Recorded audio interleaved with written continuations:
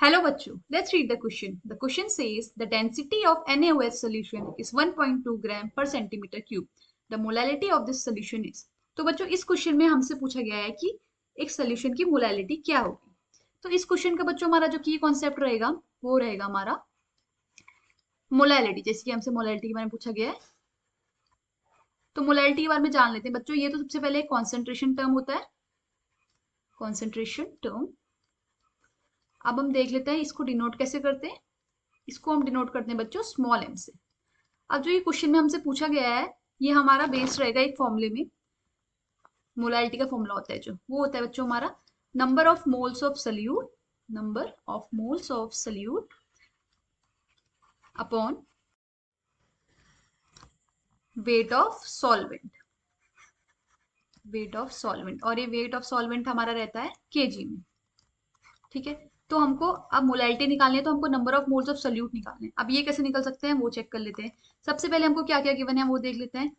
हमको डेंसिटी दी हुई है सोल्यूशन की 1.2 ग्राम पर सेंटीमीटर क्यूब. तो बच्चों हम यहाँ से मैंने मान लिया volume of solution, volume of solution को मैंने x मान लिया. ठीक है, volume of solution is equals to x हो गया. तो अब हमको एक चीज पता है कि मास क्या होती है हमारी, डेंसिटी इंटू वॉल्यूम होती है. तो इसी फॉर्मूले को लगा के हम मास ऑफ सोल्यूशन निकाल सकते हैं. ठीक है, तो मास ऑफ सोल्यूशन,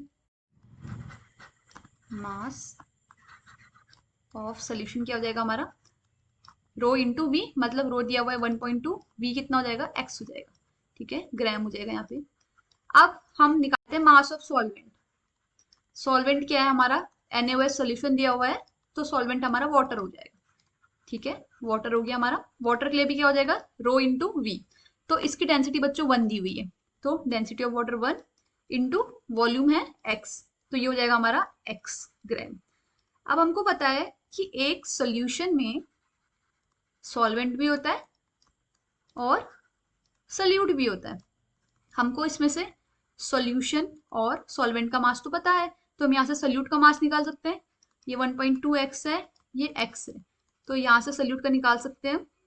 सोल्यूट का आ जाएगा हमारा mass of solute is equals to 1.2x minus x. तो यहाँ से ये आ गया 0.2x. ठीक है, इसके बाद हम एक चीज और निकाल लेते हैं, मॉलिक्यूलर मास सोल्यूट का, मॉलिक्यूलर मास ऑफ NaOH जो कि हमारा सोल्यूट है. तो देखो पीछे हमको NaOH में सबके वो दिए हुए हैं, एटॉमिक मासेस दिए हुए हैं. इसी को लेके हम कर लेते हैं 23 प्लस 16 प्लस 1. तो हम इनको जब ऐड करेंगे तो 40 आ जाएगा. ओके, अब हमने ये क्यों निकाला. देखो बच्चों जो यहाँ पर हमको नंबर ऑफ मोल्स निकालने हैं इनका भी एक फॉर्मूला होता है. Number of moles is equals to होता है गिवन मास जो कि हमने अभी पीछे कैलकुलेट करा, given mass of solute upon molecular mass.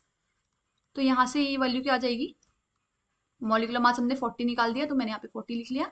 और गिवन मास क्या हो जाएगा ये वाला 0.2x, तो मैंने इसको 0.2x लिख लिया. ठीक है, अब हमें तो मोलालिटी निकालनी है तो ऊपर वाला टर्म तो हमने निकाल दिया, नीचे वेट ऑफ सॉल्वेंट देना है केजी में. वेट ऑफ सॉल्वेंट हमने यहाँ से निकाल रखा बच्चों, ये दिया हुआ है x ग्राम, बट हमने यहाँ पे ग्राम में निकालना है और हमको निकालना है केजी में. तो इसको हमको बाय 1000 डिवाइड करना पड़ेगा.